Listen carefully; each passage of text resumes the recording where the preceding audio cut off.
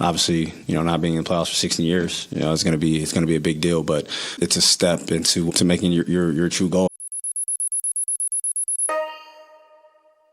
The worst NBA team the last 16 years is finally making the playoffs. How? In the last 20 years, there's been 5 teams with a playoff drought streak 3 years or more.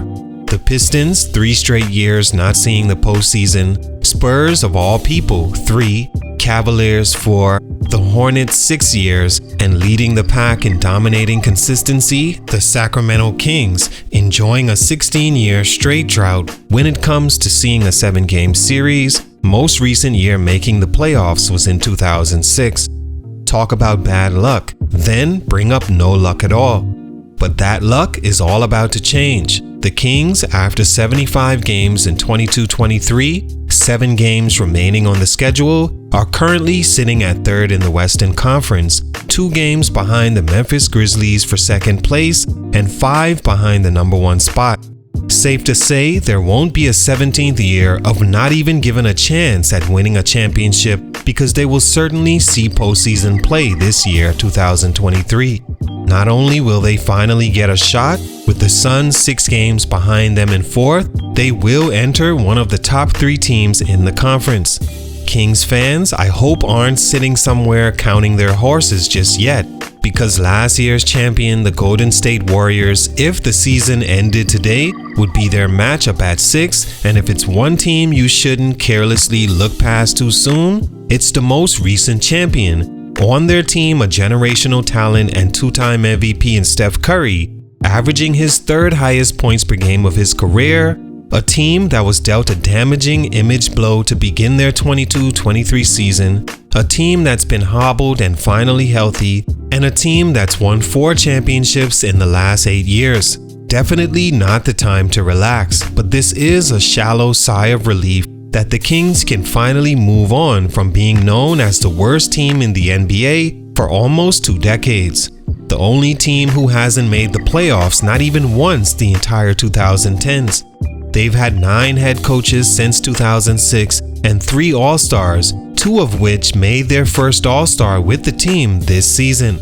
The Kings, regularly in the top 5 worst in attendance yearly, have seen an increase in fan support, cracking the top 20, much improved since last year they had the 2nd worst average in attendance in the league. I, for one, am excited to see what the Kings do. 1, because they have one of my favorite players in the league since he entered in De'Aaron Fox, and 2, I remember how exciting it was seeing them play David versus Goliath in 2002, their only conference finals since 1981, the last victim of Big Shot Bob himself.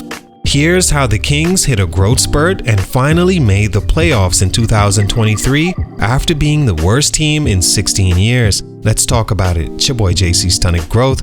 Let's get it, man. Take a minute to like, subscribe, and comment on who I should do next. The Sacramento Kings are the NBA's oldest franchise, founded in 1923. They became a part of the NBA 20 years later, previously competing semi-pro, then the NBL as the Rochester Royals, before joining the NBA in 1948 and leaving Rochester in 1957.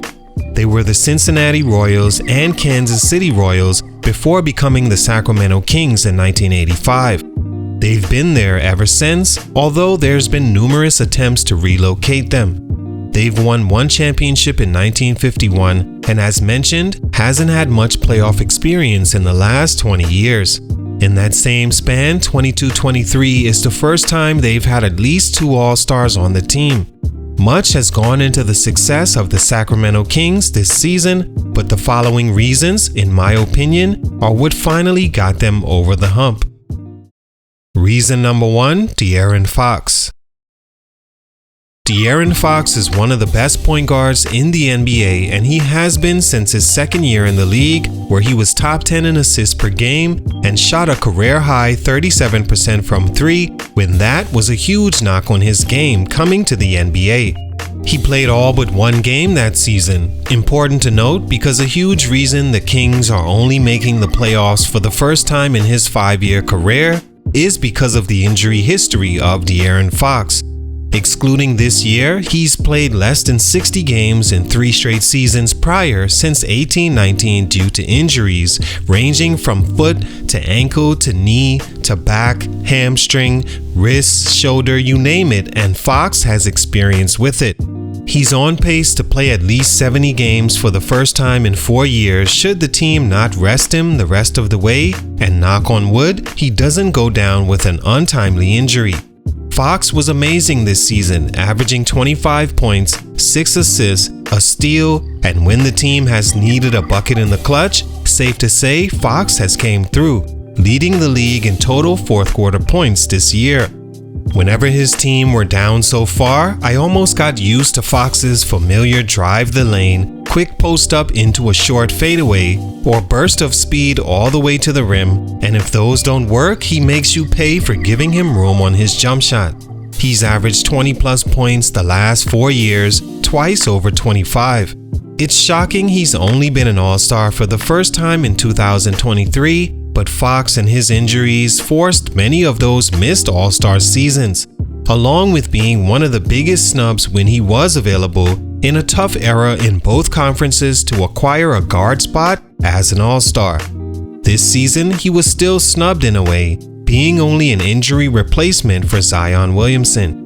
Fox may not have the achievement resume as some of the more popular guards in the league right now, but I promise, barring injuries going forward in his career, he will end up one of the best point guards of his generation. Right now, he's a huge reason the Kings are on the verge of storming past their drought. Reason number 2, acquiring Domantas Sabonis. Another reason the Kings can start to rejoice for not being the league's bottom feeder is because the team went out and traded for Sabonis. In hindsight, they gave up a lot to say the least to get him, trading Tyrese Halliburton, who seems he can be the best pure mixed with scoring point guard the game has seen in a long time, along with one of the game's top 3-point shooters since he entered the league in Buddy Hield, pitching in 3 more players and a second-round pick. But for another All-Star, double-double lock every game, and a guy capable of getting you 25 rebounds in a game, who's also one of the best screen men in the league to place next to Fox, was key. Sabonis also presents no threat to whoever is to emerge a star in the Kings system since his teammates glow about his leadership in the locker room and effort on the floor. Sabonis can post up, face up, shoot threes, free throws, and rebound at a high level. He's never been much of a shot blocker, but for as much as he does, I'm sure the Kings aren't complaining.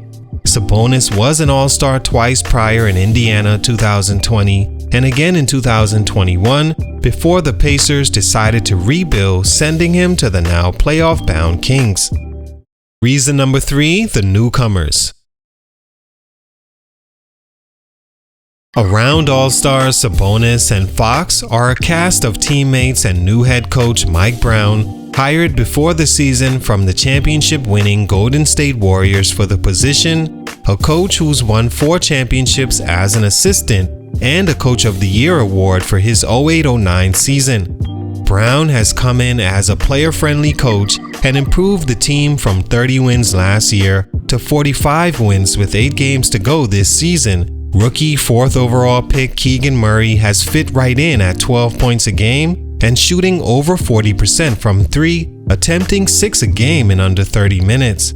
He's also on pace to play 80 games this year. A huge pick for the Kings. Kevin Huerter is also a new and significant impact, traded last summer to the Kings for a first-round pick and 2 players, and is averaging a career high in scoring and 3-point shooting his first season, shooting at least 40%. He's 2 under 30 minutes. Not to mention Malik Monk, who's had a fantastic year in Sacramento after signing a 2-year $19 million deal last summer. They, along with their new coach and 2 All-Stars, pushed the Kings over the hump and finally over their drought. All in all, like mentioned, this is not the time to celebrate. They still have lots of work to do to either avoid Golden State or create history beating them and becoming the worst team to ever beat a defending champion. Okay, not quite the glowing title, but with the last 16 years the Kings have had, I'm sure they'll take it. Salute, great job to the Kings this season. Excited to see what they do come playoff time. It's your boy JC Stunted Growth, and I'm out.